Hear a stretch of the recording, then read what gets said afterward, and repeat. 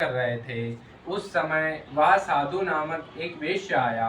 उसके पास व्यापार के लिए बहुत सा धन था। वह वेश्य नाव को नदी किनारे पर ठहराकर राजा के पास आया और राजा को व्रत करते हुए देखकर उसने विनम्रता पूर्वक पूछा, हे राजन, यह आप क्या कर रहे हैं? मेरी भी सुनने की इच्छा है। कृपया आप मुझे भी यह सभी बताइए। महाराज उल्कामुख ने कहा, हे वैश्य, मैं अपने बंधु बांधवों के साथ पुत्र की प्राप्ति के लिए श्री सत्यनारायण भगवान का व्रत व पूजन कर रहा हूँ। राजा के वचन सुनकर साधु नामक वैश्य ने आदर से कहा, हे राजन, मुझे भी इसका संपूर्ण विधान बताइए। मैं भी अपने आपके कहे अनुसार इस व्रत को करूंगा। मेरे भी मन में इच्छा है, मेरी भी कोई संतान नहीं है। मुझे विश्वास है कि इस उत्तम व्रत को करने से मुझे अवश्य ही संतान की प्राप्ति होगी। राजा से व्रत के सब विधि विधान सुनकर व्यापार से निवृत्त हो वह वेश्य सुख पूर्वक अपने घर आया। अपने पति को अपनी पत्नी उसने अपनी पत्नी को संतान देने वाले उस व्रत के विषय में बताया और प्रण किया कि जब मेरे संतान होगी तब मैं भी इस व्रत को करूंगा। वैश्य ने ये वचन अपनी पत्नी लीलावती से भी कहे। एक दिन उसकी पत्नी लीलावती श्री सत्यनारायण भगवान की कृपा से गर्भवती हो गई। 10वें महीने में उसने एक अति सुंदर कन्या को जन्म दिया। दिनों दिन वह कन्या इस तरह बढ़ने लगी जैसे शुक्ल पक्ष का चंद्रमा बढ़ता है।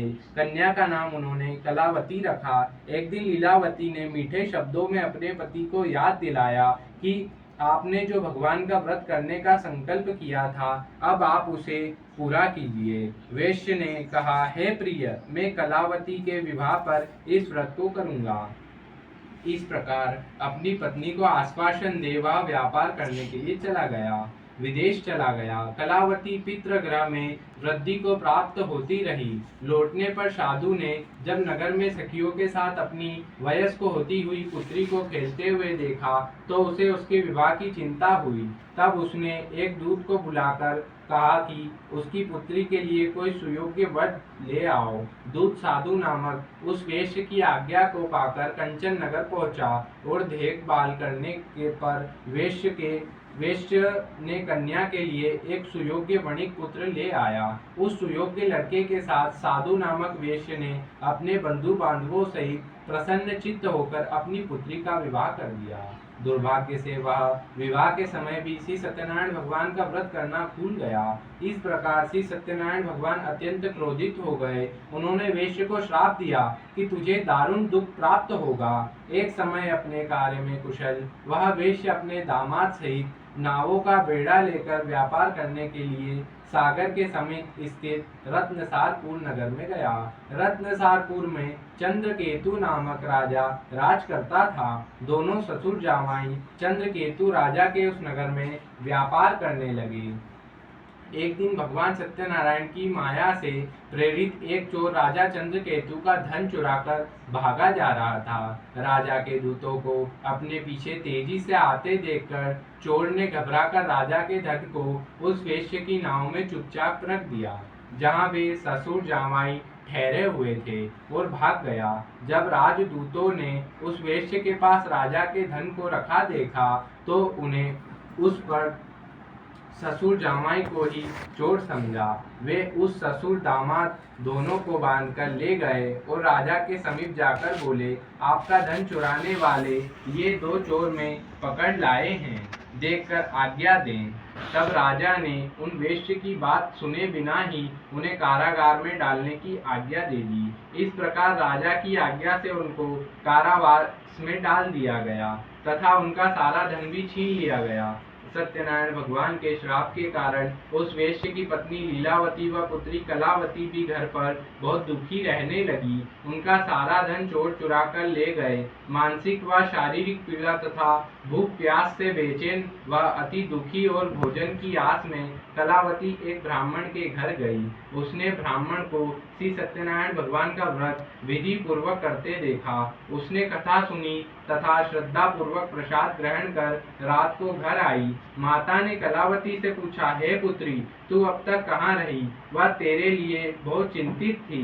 माता के शब्द सुनकर कलावती बोली, हे माता, मैंने एक ब्राह्मण के घर श्री सत्यनारायण भगवान का व्रत होते देखा है और मेरी भी उस उत्तम व्रत को करने की इच्छा है। माता ने कन्या के वचन सुनकर सत्यनारायण भगवान के पूजन की तैयारी की। उसने बंधु बांधवों सहित श्री सत्यनारायण भगवान का पूजन व व्रत किया और वह वर मांगा कि मेरे पति और दामाद शीघ्र ही घर लौट आएं। साथ ही विनती की कि हे प्रभु, अगर हमसे कोई भूल हुई हो तो हम सब के अपराध क्षमा करो। श्री सत्यनारायण भगवान का इस व्रत से प्रसन्न हो गए। उन्होंने राजा चंद्रकेतु को स्वप्न दिया कि हे राजन, जिस दो वेश्यों को तुमने बंदी बनाकर रखा है वे निर्दोष हैं, उन्हें प्रातः ही छोड़ दो। उनका सब धन जो तुमने अधिग्रहित किया है उसे लौटा दो, अन्यथा मैं तुम्हारा राज्य, धन, पुत्रादि सब नष्ट कर दूंगा। राजा से ऐसे वचन कहकर भगवान अंतर ध्यान हो गए। प्रातः काल राजा चंद्रकेतु ने दरबार में सबको अपना स्वप्न सुनाया और सैनिकों को आज्ञा दी कि दोनों वेश्यों को कैद से मुक्त कर दिया जाए और दरबार में लाया जाए। दोनों वेश्यों ने आते ही राजा को प्रणाम किया। राजा ने कोमल वचनों में कहा, हे महानुभावों, तुम्हें आज्ञावश ऐसा कठिन दुख प्राप्त हुआ है, अब तुम्हें कोई भय नहीं है, तुम मुक्त हो। ऐसा कहकर राजा ने उनको नए नए वस्त्र आभूषण पहनाए तथा उनका जितना धन लिया था उससे 2 गुना धन लौटाकर आदर से विदा किया। दोनों वेश्य अपने घर को चल दिए। इति श्री सत्यनारायण व्रत कथा 3 अध्याय समर्पयामि। बोलो श्री सत्यनारायण भगवान की जय, गरुड़वंशी वाले की जय। हरि ओम ध्याये नित्यं महेशं रजतगिरिनिभं चारुचन्द्रावतंसं रत्नाकल्पोज्ज्वलाङ्गं परशुमृगहराभीतिहस्तं प्रसन्नं पद्मासीनं समन्तात् स्तुतमर्गणैर्व्याकृतिं वसानं वैश्वाद्यं वैश्ववन्दं निखिलभैरं पंचवक्त्रं त्रिनेत्रम्। अब 4th अध्याय का श्रवण करेंगे। बोलो श्री सत्यनारायण भगवान की जय, गरुड़वंशी वाले की जय। हरि ओम। सूत जी ने कहा, आगे कहा, वैश्य ने यात्रा आरंभ की और अपने नगर की ओर चला। उसने थोड़ी दूर आगे बढ़ने पर दंडी वेशधारी श्री सत्यनारायण भगवान ने उसकी परीक्षा लेने हेतु उससे पूछा, है वैश्य, तेरी नाव में क्या है? अभिमानी वणिक हंसता हुआ बोला, है दंडी, आप ऐसा क्यों पूछते हैं? क्या धन लेने की इच्छा है? मेरी नाव में